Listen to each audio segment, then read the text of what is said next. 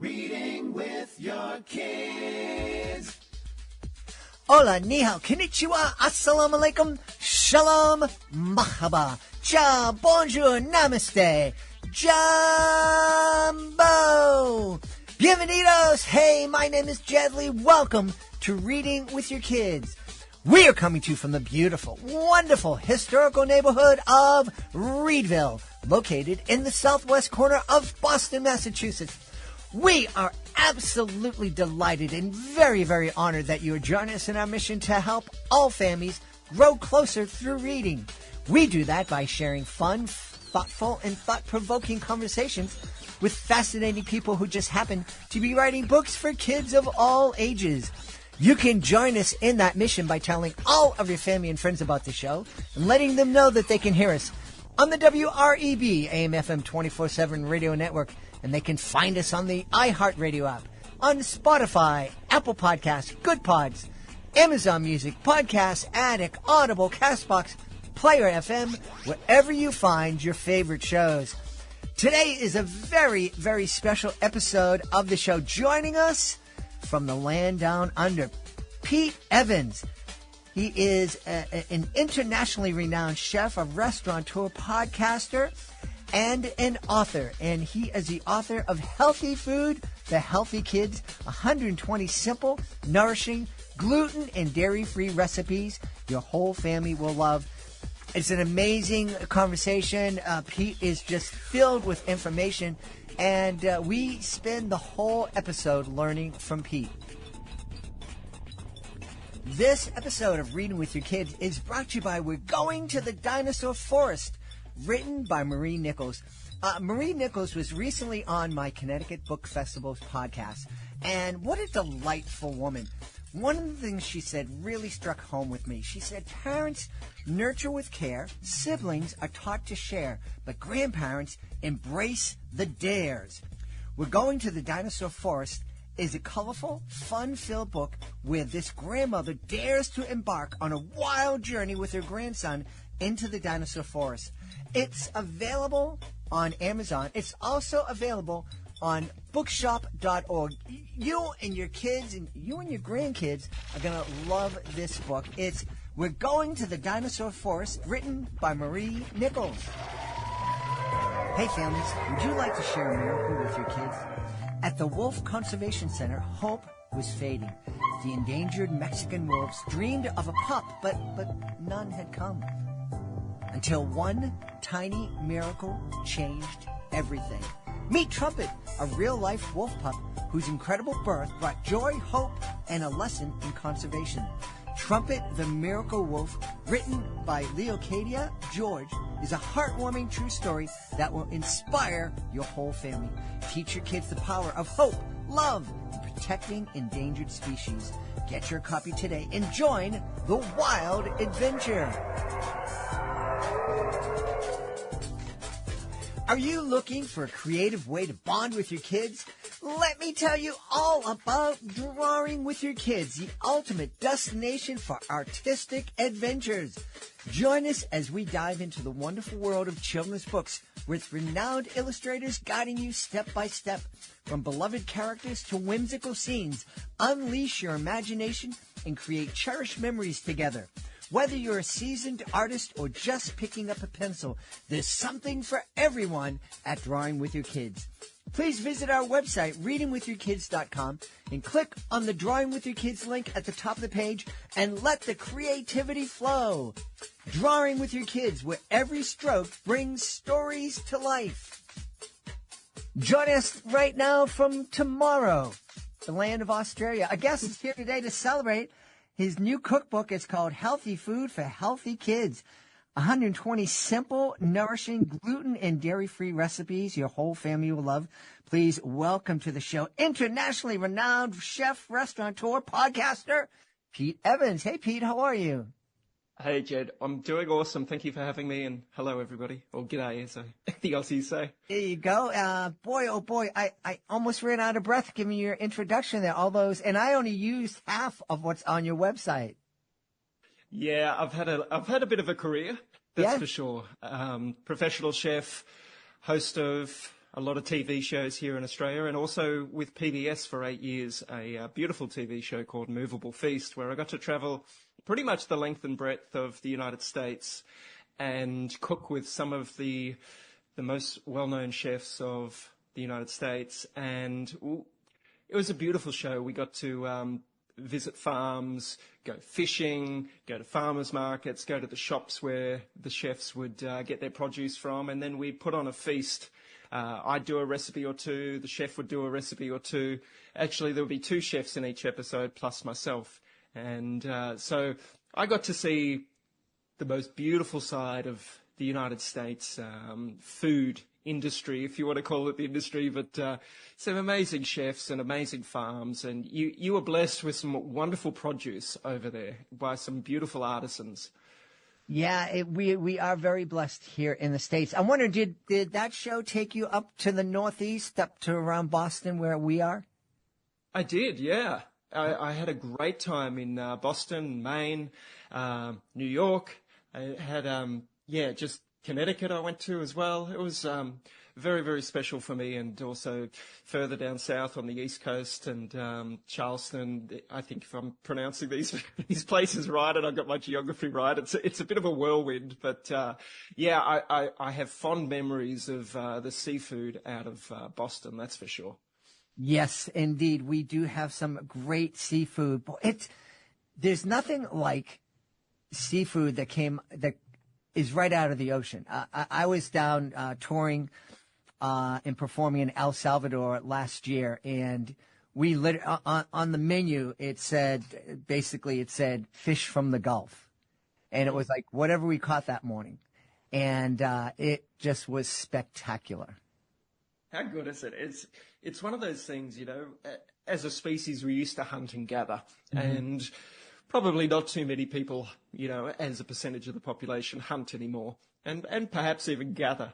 But I've been a fisherman. My first book, I've written over 30 cookbooks now, and my first book was simply titled Fish, and it really showcased beautiful Australian seafood. And I travelled the length and breadth of Australia to showcase all the beautiful different species, and I don't even think I put a dent in it, a dent, I don't know how you pronounce that, but a dent in it. Because, as you know, the ocean and the streams and the lakes and the rivers are just teeming with so many beautiful seafoods.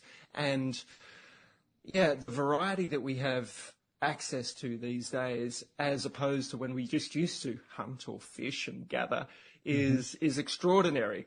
And that's why I guess there's such a plethora of cookbooks out there, because we have such a variety, a smorgasbord, so to speak, of different ingredients that we can access these days, thanks to modern technology, thanks to travel, thanks to shipping, thanks to all of these things. And what I'm so excited about, and I think most people are as well, that love home cooking and professional cooking, is the access to not only the different ingredients that we have from around the world, the herbs, the spices, but also the different cultures and their recipes that they've developed over millennia that have stood the test of time and have become signature dishes for these countries or these regions. And there's no reason why we can't adopt these beautiful, inspiring recipes and go on this wonderful adventure for the rest of our lives, where we probably never have to cook the same thing twice if we choose not to.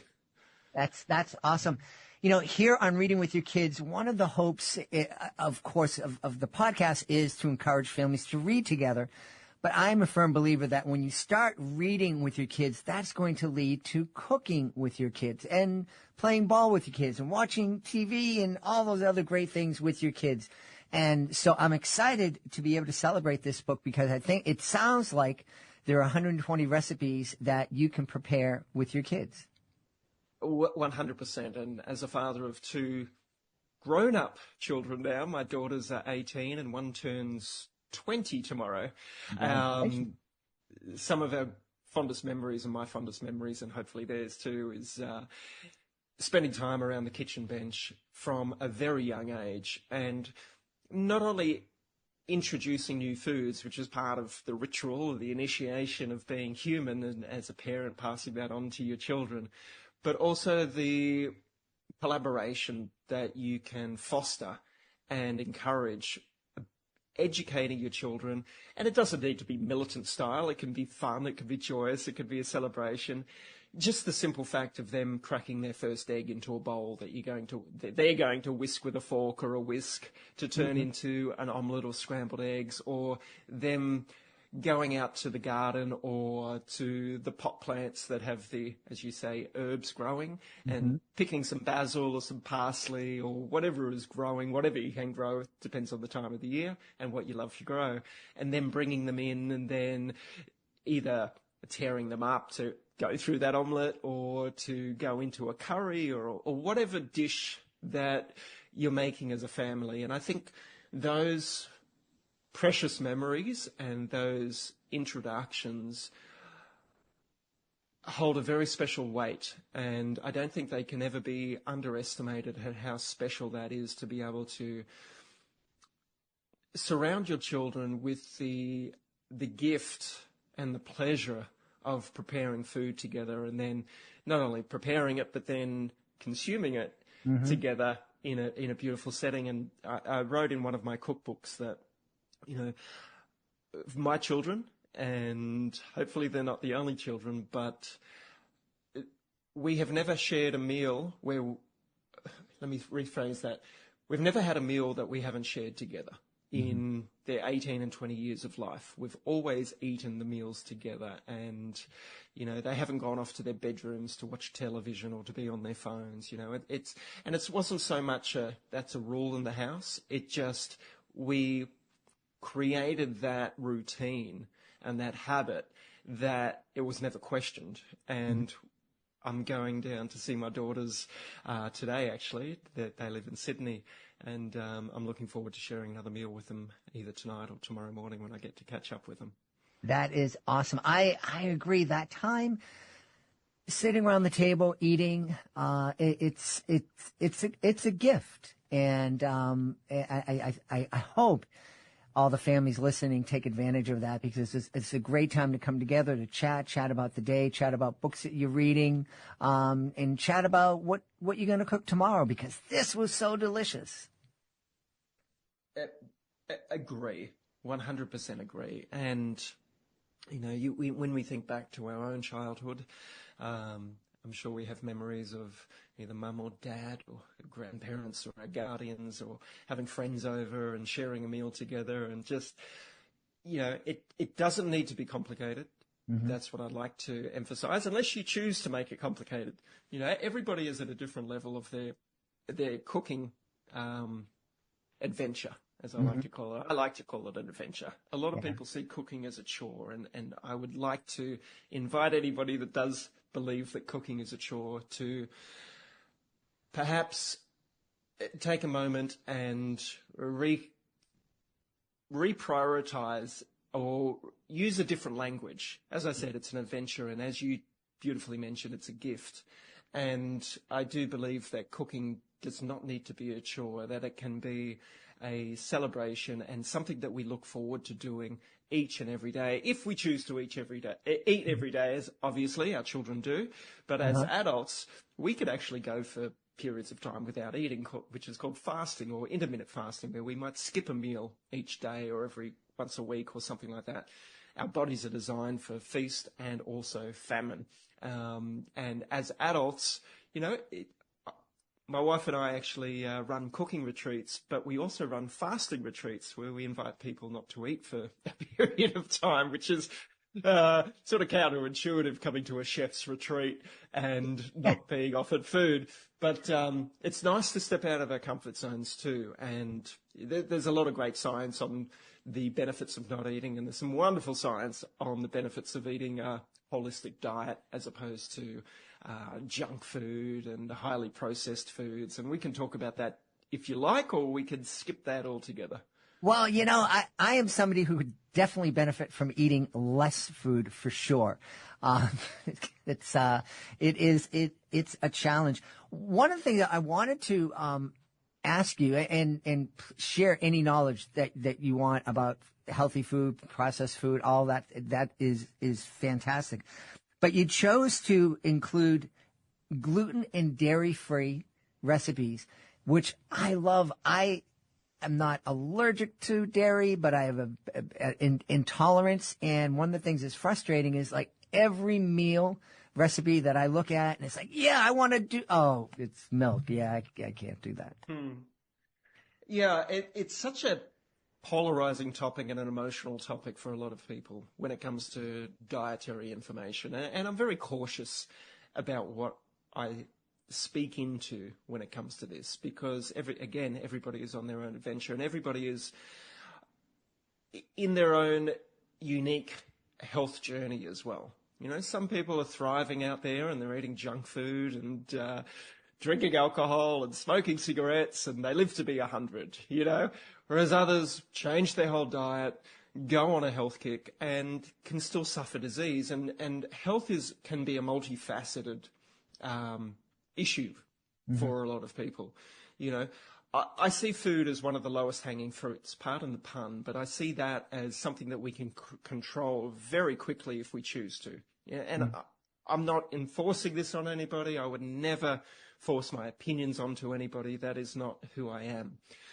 However, if you are struggling with a health journey and you are considering looking at what you can do with your diet, there are some pretty simple tips. And the first one is cook your own food. Be aware of where that food comes from. You know, if you're going shopping and you're buying a box of something and there's 20 different ingredients on there and you can't pronounce the names or understand what those ingredients are, perhaps that's better left on the shelf. You know, my simple principle is eat real food as nature intended. And if you choose to eat meat, if you can afford it, then seek out beautiful, holistically raised animals from farmers that care about their livestock. And traveling through America, there is a lot of options out there, including the good ones. It just might take a little bit of homework to find out where the good, either the farmers are or the better butchers are, or where you can buy your meat. So meats generally, if you can get grass-fed and finished and organic, possibly, if your budget allows it, then that's great. Seafood, you can focus on wild seafood instead of the farmed seafood, because obviously the wild seafood will have a more natural diet than something that humans are pellet feeding, for instance, in relation to farm foods. And then with your fruit and vegetables, nuts, seeds, and spices and so on, then it comes down to, again, a little bit of research. Do you want spray-free ingredients, spray-free vegetables and fruits? Once upon a time, that was what we only had. In the last 100 years, that has changed, where we need to put a label on it that says that's organic or spray-free, which is a pretty interesting first time in human history for however long we've been on this planet for. Only the last 100 years have we had non-organic food. So if we can stick to those simple principles, good quality meat and seafood, great quality fruit and vegetables, and then have that for your meals in whichever combination you choose to. And then we can go into different dietary beliefs such as carnivore and paleo and keto and vegetarianism, veganism if you choose to, or we can steer clear of that if you like. But basically, going back to whole foods and cooking as much as you can, because then you know what's exactly in your food.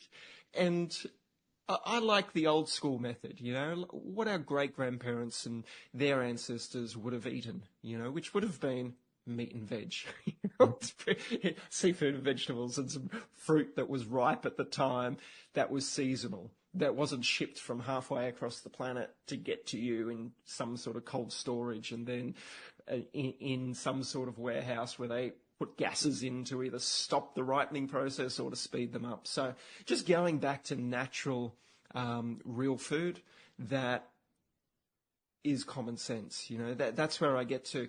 Now, getting into the gluten-free and dairy-free. So this is a really interesting topic, and it might take a little bit longer to explain than I like. But as you mentioned, you don't have an allergy to dairy, and most people don't.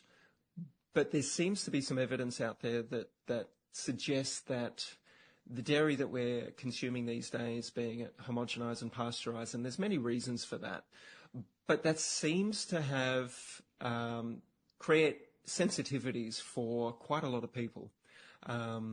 There is a statement out there that says 70% of the world's population is sensitive to dairy.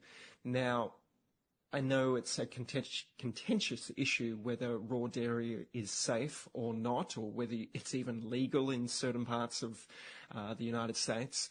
And then with the gluten-free recipes, because so much of our grain and cereal crops these days are sprayed with glyphosate and all these chemicals, that seems to have created a sensitivity to these foods that we probably never used to have an issue with.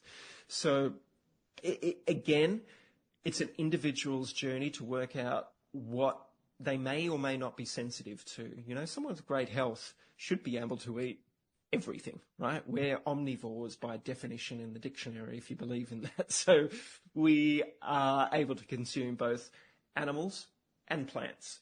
Now, I wrote a whole book on this with a beautiful friend of mine called Helen Patteran, and it was called The Complete Gut Health Cookbook. And in that, what they've realized, or what the evidence is showing these days, is because our gut microbiome, which is also our second brain, where a lot of our bodily functions stem from, our mental clarity, as well as a whole host of other things. If our gut microbiome or our gut flora is out of balance, and that can be out of balance through to overuse of pharmaceutical medicines, and I'm not against pharmaceutical medicines, but people should be aware that that can throw your gut flora out of balance, such as antibiotics. And then, because of the things that are sprayed on these foods these days, if they're not organic, they can be gut disruptors. So the whole premise of why I like to promote a gluten-free, dairy-free diet for people on their health journey if they are suffering from any illness is because, from my point of view, it takes away the most common inflammatory products from our diet out for a while. We need to understand that our bodies are always wanting to heal themselves. That's the beautiful design, the intelligent wisdom of our bodies. First and foremost, heal ourselves. If we cut ourselves, our body knows how to heal it. The Band-Aid might stop a little bit of infection from outside things, but it's not the Band-Aid that's healing us. It's our body. It forms a scab and it heals, and a week later, we're right as rain. So our bodies are intelligent, and sometimes we don't give it the credit that we should. So if we can take away the inflammatory foods, if they are your inflammatory foods, gives our body a rest from having to, I guess, fight these inflammatory food sources or products, our body goes into hyper healing mode. And then perhaps down the track, you might want to reintroduce these foods that you've taken out of your diet for a little while and then see what happens, right? And your body is intelligent. You'll know straight away whether those gluten-containing grains or perhaps the dairy, if you get bloated, if you get brain fog, if you have an irritable sleep, or you get moody, perhaps that's your body telling you that maybe we'll hold off on those foods for a little bit longer until perhaps there's a time that we can reincorporate them. And for some people that have autoimmune disease, they might be better off not consuming those foods ever again. And luckily, fortunately enough, there are so many other foods that we were talking about. Meat, seafood, eggs, if you can tolerate them, fruit and veggies, nuts, seeds, herbs, spices from all around the world that we get to play with. And there's a variety of different dishes, like tens of thousands, hundreds of thousands that we can create and celebrate, and they are equally as delicious. I'm telling you, I promise you. Eating health food got a bad stigma once upon a time because people thought it was plastic and cardboard and had no flavour, and I can promise you, as a chef that's been on this journey for 15 years, that the food is equally as delicious, if not more delicious. And the interesting part of this is it can cost you less money to eat this way if you choose to. And we can talk about that if you like, or if you've got a different question, we can go down a different. No, you are the master here, so I'd love to, how can we save money eating healthier? It seems that everybody thinks the opposite. Well, it's going to be interesting what happens in the United States. I mean, I wrote this book, Healthy Food for Healthy Kids, and it's published through Skyhorse Publishing, which is a fascinating publishing house, and I have to thank them wholeheartedly. And it is through the work of the Children's Health Defence that this came about, and that, if you're not aware of Children's Health Defence, that was set up by Bobby Kennedy Jr., who is in the news at the moment pretty much 24 hours a day. And no matter what you think about Bobby, he's definitely had a very colourful life, and that's an understatement. Yeah. And I've been a friend with Bobby's for quite a long time now, and what I believe about this man is that he wants to make America healthy again, and that's not a bad thing to be championing. I don't think that's a bad thing at all. So how do we eat cheaper? Right. So this comes down to if you're willing to go on the adventure or not. And that really is the crux of this. Because, as you know, some of these foods are very expensive. The prime cuts of meat and the beautiful seafood that is seen in top restaurants around the world. There are luxury items that we can choose to consume, and then there's budget healthy foods that we can choose to consume too.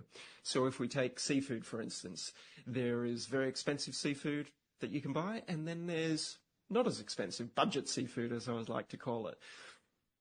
It's how do we change our perception if we already think that the budget seafood or the lesser cuts of meat, such as hamburger, ground beef, for instance, or offal or organ meats, is not something that I'm prepared to entertain in my life, or sardines or anchovies or squid or mussels or all of these things that chefs love to play with, like we do.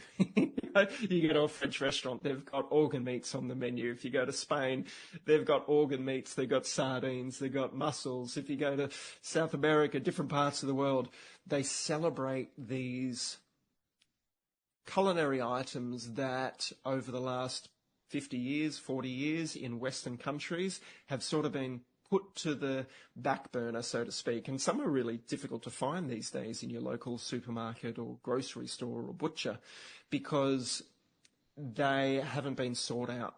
But these are the foods that you can buy. That I've actually got some lamb's liver defrosting right now, and that's going to be my breakfast after we do this podcast.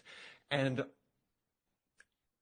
I'll tell you the story because I think this might resonate with your viewers and maybe even yourself, Jed, is that I was one of the fussiest children that I ever came across. And I think it annoyed my mum for a very long time. I was so fussy. I didn't want to eat mushrooms. I didn't want to eat oysters. I didn't want to eat all the icky foods, the liver that I just spoke about, or the brains, or any of these exotic types of ingredients. And then I became a chef. And to become a chef, I was 17. I had to do my apprenticeship. And one of my greatest fears was going down the path to try these foods and cook these foods and then appreciate these foods. Like, I couldn't think of anything worse as a 17-year-old than eating an oyster or a mussel or mushrooms or cooking liver or bone marrow or heart or kidneys or anything like this. You know what my favorite foods are now? What? All of the ones that I just mentioned, the ones that I had the greatest fear and dread over eating. And it didn't happen overnight. I will tell you the truth. It wasn't just like I ate an oyster one day or I ate a kidney one day or some bone marrow. I was like, yep, that's delicious. I had to train myself both emotionally, mentally, psychologically, as well as develop my palate to be able to appreciate these foods. And it did take perseverance. I'm not going to lie to you. You know, it does take time. And anyone that's got as a parent who has a child and you're introducing new foods for them, same thing. You know, there's a study out there that says for children that are very fussy over certain types of food, a lot of parents will give up after the second or third try because the child retaliates against new foods being offered to them. But the study states that after the 15th, 16th, 17th time of inviting the child to experience that food, finally they will open up and go along on the adventure, and that becomes a new part of their diet. So did it take me that long? Probably that long myself, 10, 15 times to learn to appreciate oysters, 10, 15 times to appreciate these different organ meats. And I'm not saying that you have to eat organ meats, and I'm not saying that you have to eat oysters. Oysters are expensive at the moment. They used to be very, very cheap. You know, we go through these cycles of what's expensive, what's cheap. And hopefully we'll go through another cycle where some of these beautiful foods will lessen in price for us. So in saying that, you know, ground meat or ground beef is a wonderful, cheap alternative for people to put into their diets, and sausages or these types of budget-friendly foods. And my wife and I, we eat sausages once or twice a week. We'll eat beautiful ground beef or ground lamb or ground pork once or twice a week as well. And we don't do it mainly because it's cheap. We do it because there's so much variety that we can get out of these types of different cuts of meat and infuse flavors. As I was talking about before, we've got a plethora of different ingredients that we can flavor these dishes with. And if you look at ground beef, for instance, you've got Mexican, South American, you've got Italian, you've got Russian, you've got obviously the United States versions of these wonderful dishes, on and on and on. So that talks about the price point. But here's the kicker of all of this. I generally once, maybe twice a day, and I don't snack. They're just one big beautiful meal or two generous sized meals per day. And I fill my plate with either meat or seafood, and then some sort of veg on the side. Sometimes not even a vegetable on the side. Sometimes I'll just eat 5 sausages, and that will be it, with some pickles or some sauerkraut on the plate or some sauce. You know, I'm not too fussy. I don't want to spend too long in the kitchen. So what happens, I still do promote a dietary principle called paleo/ketogenic. And ketogenic basically means using fat as our primary source of fuel. Human beings are quite unique. We can use glucose, sugars or carbohydrates to fuel our bodies, but we can also use ketones or fat and protein to fuel our bodies. Now, the research suggests that we run more efficiently on ketones. And the way that we do that is we lower our carbohydrate intake, because most Western nations have a very, very high carbohydrate intake. And that is due to the dietary guidelines. It's also due to these foods being very cheap and longevity. They're very shelf stable, a lot of these cereals and grains, as you know. But if we go back in time, our great-grandparents, they were eating pretty much a paleo-ketogenic approach, because they'd be eating nose to tail, they'd be eating seasonal vegetables and not gorging down on potato chips and cookies and cakes and chocolate and the like. So when we're in a state of what's called ketosis, and people can cycle in and out of it, it's called being metabolically adapted.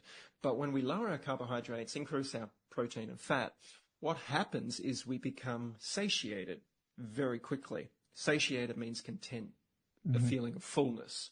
And we all know the story of having a packet of cookies or donuts in front of us, or a tub of ice cream, and we just eat that thing until we stop, until it's gone.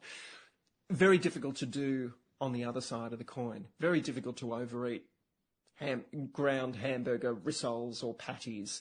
Very difficult to overeat just sausages on the plate or seafood on the plate, because we get satiated.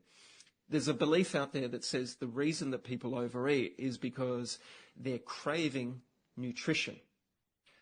And when they have a high carbohydrate diet and processed foods, they're not getting the nutrition they need, which is why I believe the calorie principle that's out there about how many calories we should be eating per day is a myth. And there's documentaries that have been created on this and wonderful books that talk about the calorie myth. So if we take the perception that most Western people that are inflamed and overweight aren't getting the nutrition they need, it just makes sense that they're constantly hungry, you know, and that's why a lot of people struggle losing weight or releasing their weight, because they're hungry, right? Whereas when people adopt this style of eating, and I used to have a 10-week program where I had 100,000 people do it. You know what the most common question or query was? What? Usually about week 3 or 4 of people lowering their carbohydrates, increasing their healthy fat and protein. The most common question is, I've woken up and for the first time in my life, I'm not hungry. I don't want to eat breakfast. Is there something wrong with me? Because for 30, 40, 50, 60, 70 years, because of that habit of eating breakfast in the morning, maybe morning tea, lunch, afternoon tea, dinner, snacks, they're so used to eating 4, 5, 6, 7 times a day. Whereas all of a sudden these people that were in their 40s, 50s, 60s and 70s, they would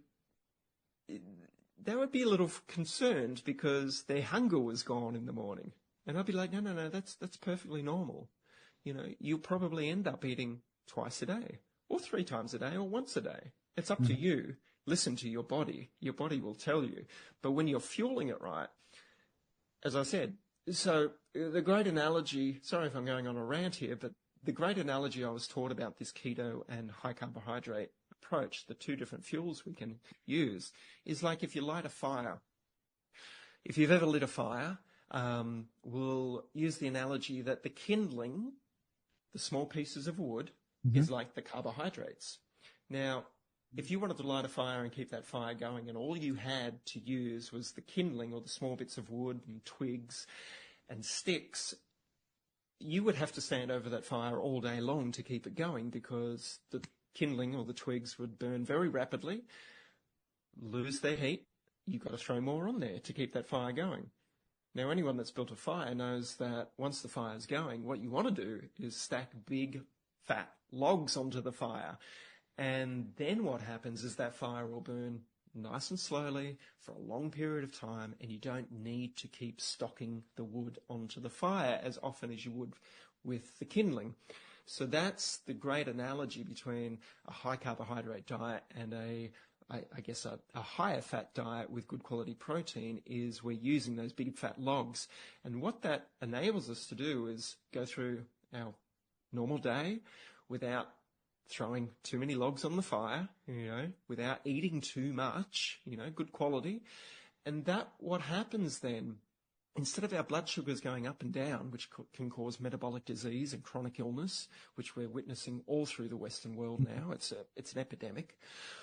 What that enables us to do is lower our blood sugar spikes, and we sort of go through these nice, instead of these ups and downs or highs and lows, we have this beautiful calmness that starts to permeate not only our physical world, but also our emotional state. So we don't have these sugar highs and sugar lows or crashes, and 3 o'clock in the afternoon we're struggling to stay awake, or mid-morning we're struggling to stay awake. And I'll give you a great example. It's midday here in Australia. I've been surfing. I had a very early podcast with America at 4:30 a.m. my time. Then I went for a surf for 2 hours this morning. And I'm back here. It's midday. I haven't eaten anything today. And I'm not hungry, but I am going to fuel myself after this chat with that delicious meal. I'm going to do some liver and some eggs. And that will sustain me till tonight, till I catch the plane and go see my daughters. So that's how we can save money. by looking at the different foods and being open to exploring different foods for us. And then number two is there's the potential, and I believe it is a very real potential, that we start to eat as frequently. And we're not spending the money on those multinational food corporations, and no disrespect to them. They're an industry. It's a business. I do not like to see any businesses go out of business. But we have a choice whether to consume that types of food or whether we're going to consume something a little bit more natural without the 20 ingredients that have been very scientifically designed for us to be addicted to them and to overeat them and overconsume them and think about them a lot. So before we invite our guest into the studio, I would love to invite you to visit a very special website. It's clownswithoutborders.org. Clownswithoutborders.org. This is a group that I absolutely adore. I am part of Clowns Without Borders, and I had the honor of being part of the 2023 tour of El Salvador. I had so much fun joining with artists from all over the world to bring a smile to people who really needed it and really appreciated it too. And we would love for you to join us as a monthly Joy Maker. The Joy Makers, they're a family of people just like you who love to laugh and make other people feel good. So please take a moment and visit clownswithoutborders.org and consider joining me as a Joy Maker. This has been a fascinating conversation, and because you're sharing so much great information, and I think parents are very much aware that social media has been designed to get our kids addicted and to lock them in so that the kids don't put down the social media. And to hear you talk about how, some of these foods have been engineered the same way social media has been engineered to keep us hungry, to keep us going back, buying more. And I hope I'm not misinterpreting what you've said, but I think that's a really important lesson for parents to hear. Yeah, I 100% agree. And again, I don't want to change anybody's mind. I'm just planting some seeds if you want to go on the adventure to learn a little bit more. One of my deepest beliefs is the free will for everybody to live their life as they choose. Mm-hmm. And if this resonates with your listeners and viewers, great. If it doesn't resonate, also great. And, it's always here to explore. And I believe in total freedom, and which is probably why I'm with Skyhorse and working with Bobby Kennedy Jr. or thankful for him to making this happen for me, and for the parents out there.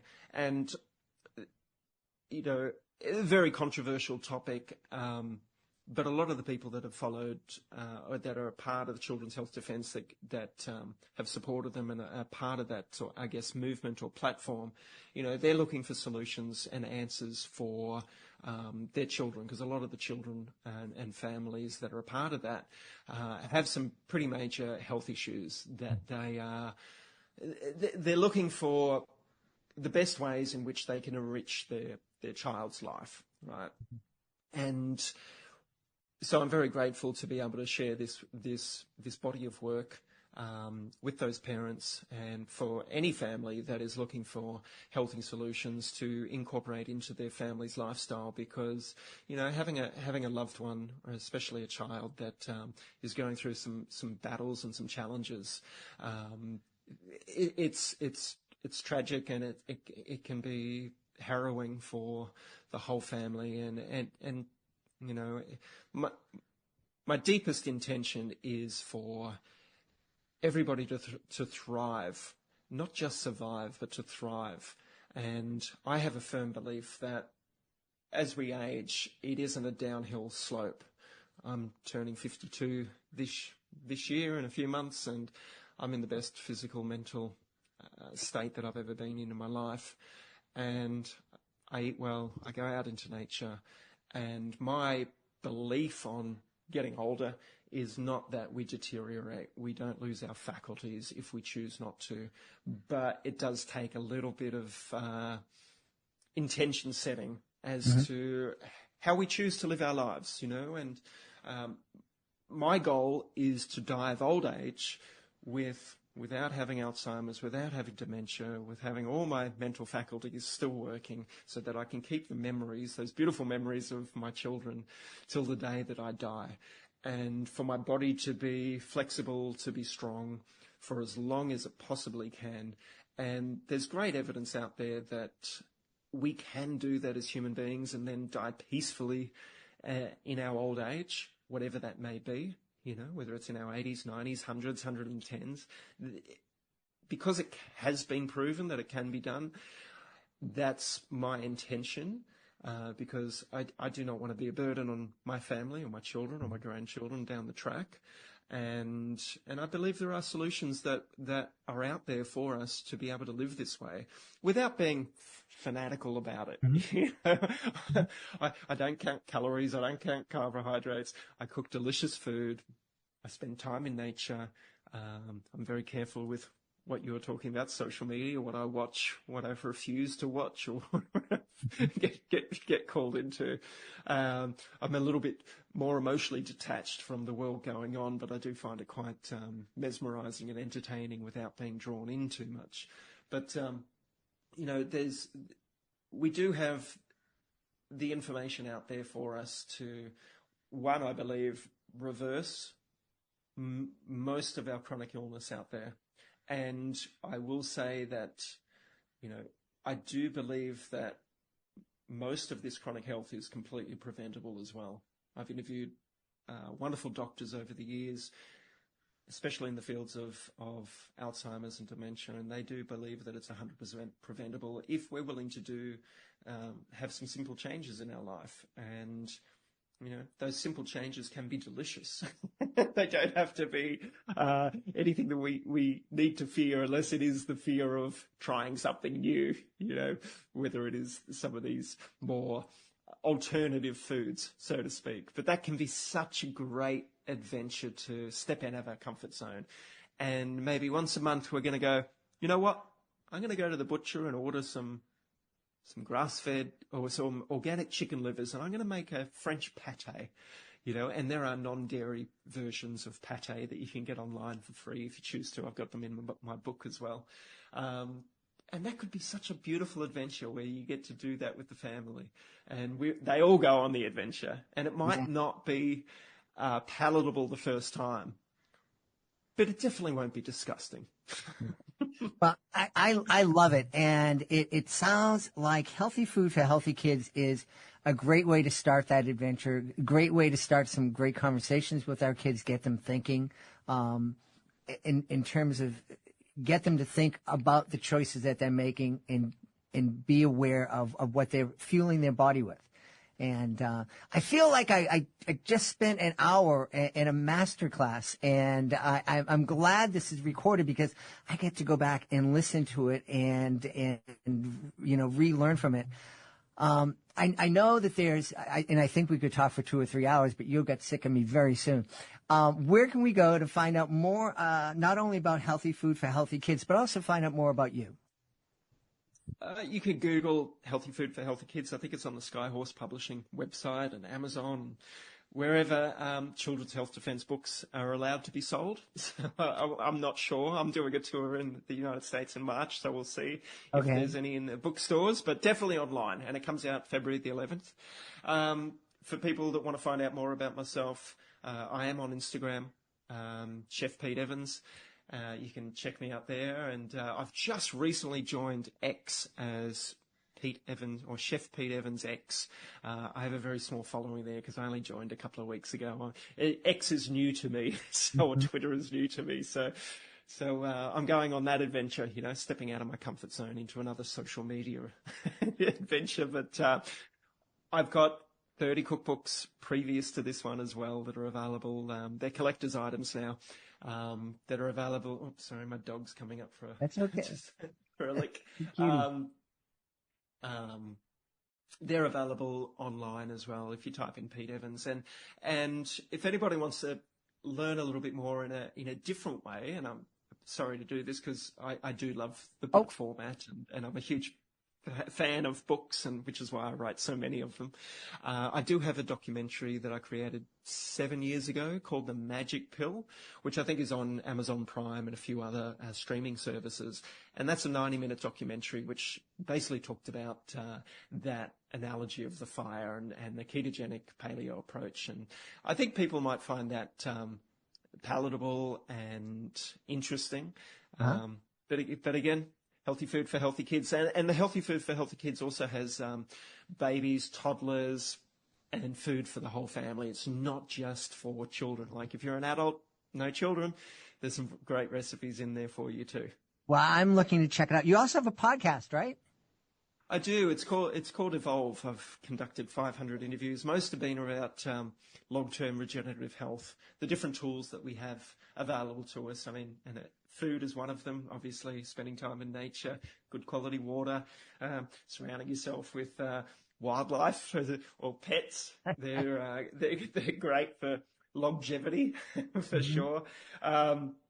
And so many different things. But yeah, my podcast has been a joy. I've learned so much and had some beautiful guests. And yeah, it's I just want to thank you, Jed. This has been a beautiful conversation. Thank you for allowing me to connect with not only yourself, but your listeners and viewers. And just want to tell you I love you, brother, and love to everybody that's taken the time to stick around to the end. And thank you so much. And as my food says, food is medicine. It can definitely be, and it potentially can be a form of, I guess, non-medicine too. Depends on what we choose to have. We've had a fascinating time speaking to the author of Healthy Food for Healthy Kids. Our guest has been Pete Evans. Pete, from the bottom of my heart, thanks for being on the show. Cheers, brother. Thank you. We hope you've enjoyed this episode of Reading with Your Kids. We hope you'll join us for the next exciting episode of the show. To make sure you don't miss a moment of Reading with Your Kids, please be sure to subscribe to the show on the iHeartRadio app, on Spotify, Apple Podcasts, Good Pods, wherever you find your favorite shows. And we'd really love it if you could leave us a review. A 5-star review would be amazing.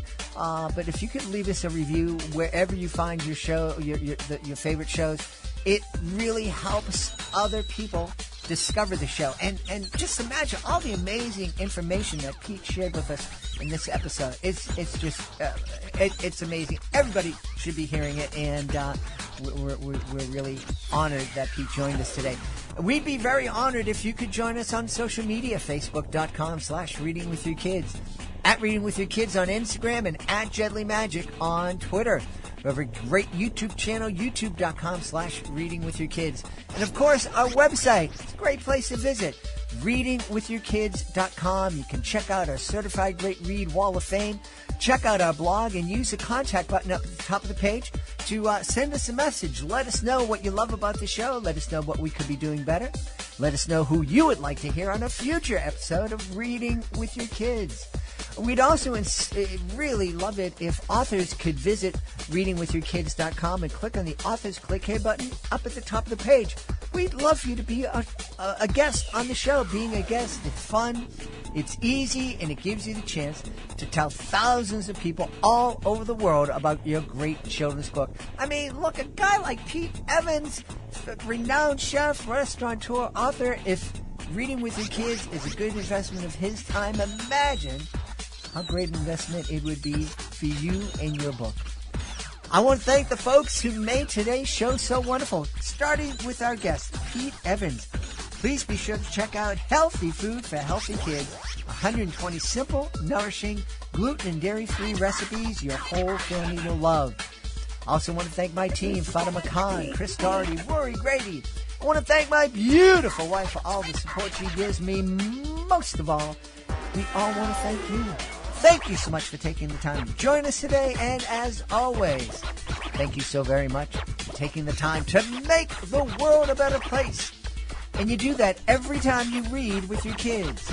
I'll be looking through the next episode of Reading with Your Kids.